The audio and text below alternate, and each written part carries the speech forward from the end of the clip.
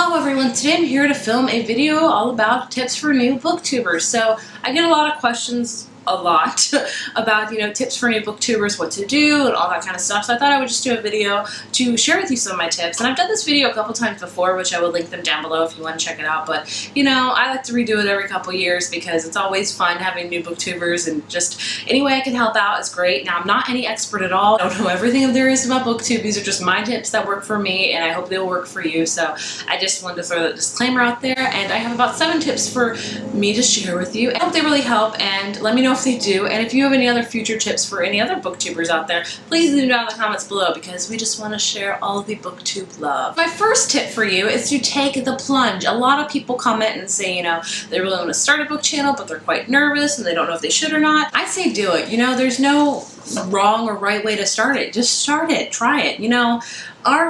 Some of our first videos are cringeworthy. Mine in particular. So this is my first YouTube video. The City of Bones is basically about, a mystical world, I guess you could say, full of like vampires.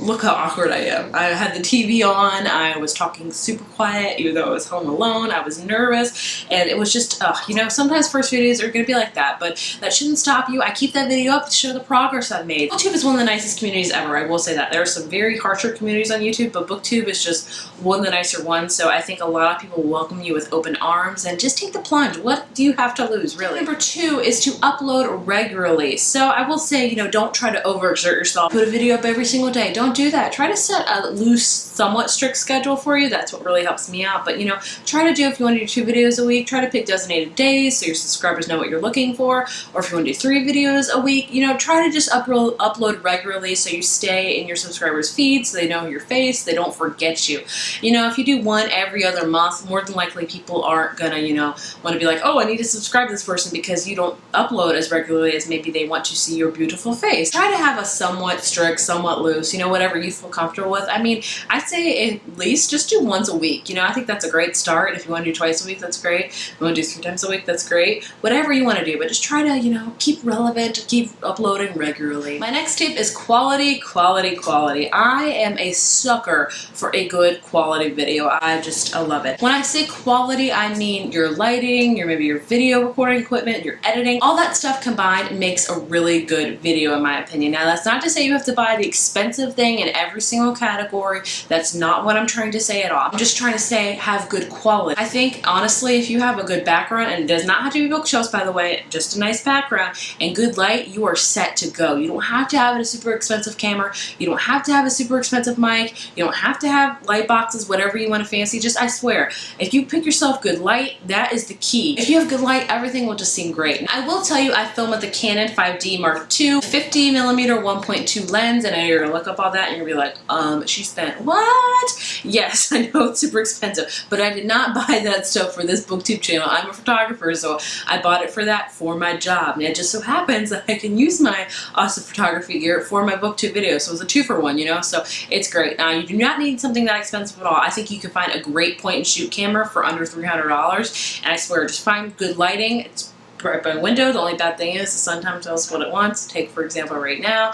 And, editing is another thing. I use iMovie still. I've used iMovie since I've started. I love it, and I will continue to use it because I just think it does great, and it's free. So I like it so much. So you don't need super expensive things to have good quality. Good quality, just have good lighting, have a consistent background maybe. You don't have to film in front of a bookshelf, maybe a nice wall with a shelf or something. I swear, just have good quality and let your people hear you, and it will just make a difference, trust me. Quality is very key, in my opinion, for a good booktube video. My next tip is to not feel pressure to own a ton of books. Now, when I first started 4 or 5 years ago, I forget, I thought I had to buy all of the books immediately, and I bought probably like 50 books. I don't even know how many, and I just kept buying and buying and buying because I wanted to fill up my shelf so I can have a nice background so everything could look peachy keen. You do not need to have a ton of books to be an awesome booktuber. I highly believe you can have like just a straight up shelf, just one shelf of books. That's all you need. You don't even need that. You know, if you do the library, that's great too. I got a ton of library books right up here. Whatever you feel like. You don't have to own a ton of books to be a booktuber. That's not like a prerequisite, you know? If you're filling out an application, oh, if you want to be a booktuber, you must have 100 books. I don't know if I can do that. I guess I can't be a booktuber. No, it's not like that. Being a booktube is just talking about books, not how many you own. So just have that in mind. You don't need to own a ton of books. If you only own 20, you can still start your own booktube channel. It'd be great. You don't have to own 50,000. I don't even know 50,000. The next tip for you is to review honestly. This is a topic I struggled with before, you know.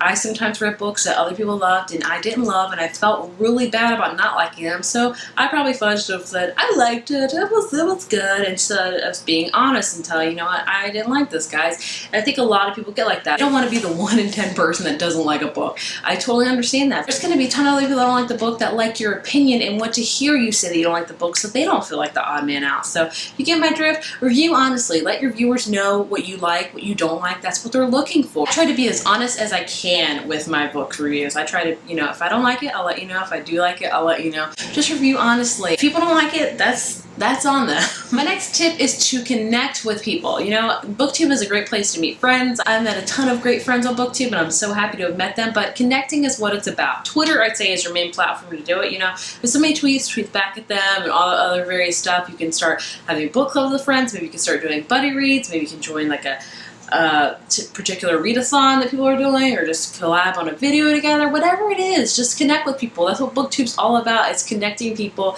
and obviously connecting people with books. That's the main goal. Connecting with people is just amazing. And my last tip for you is to have fun. Don't feel pressure. Just have fun. Just do whatever videos you like to do. If you want to do skits, do skits. If you want to do all reviews, do all reviews. Do whatever you fancy, whatever you like. There's going to be one person out there that's looking for a video just like yours and they'll like it because of who you are. So just be who you are and just have fun with it. Just be yourself. So that was all my tips for new booktubers. I hope you guys enjoyed these tips and I hope they will help you out. Let me know if they do. Let me know your tips down below. I would love to share tips with everybody else, and I know I could use some tips. Always, you know, growth is always an amazing thing. If you like this video, be sure to give it a thumbs up and hit subscribe, and I will see you guys next time. Bye.